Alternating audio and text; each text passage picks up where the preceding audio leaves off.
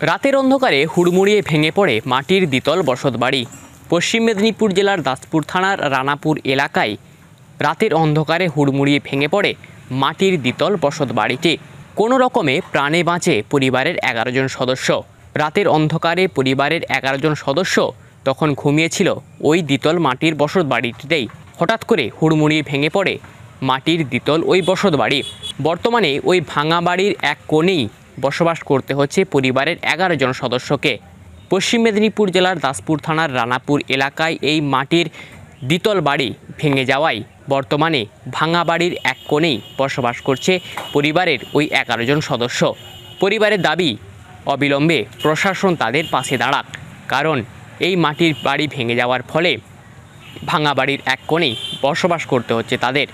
যে কোনো সময় আবারও ভেঙে যেতে পারে মাটির বাড়িটি। এলাকার মানুষজন থেকে শুরু করে ওই পরিবারের সদস্যরা চাইছেন দ্রুত প্রশাসন তাদের পাশে দাঁড়াক, দ্রুত প্রশাসনের পক্ষ থেকে সরকারি বাড়ির ব্যবস্থা করা হোক। এখন দেখার প্রশাসনের পক্ষ থেকে কিভাবে তাদের সহযোগিতা করা হয়।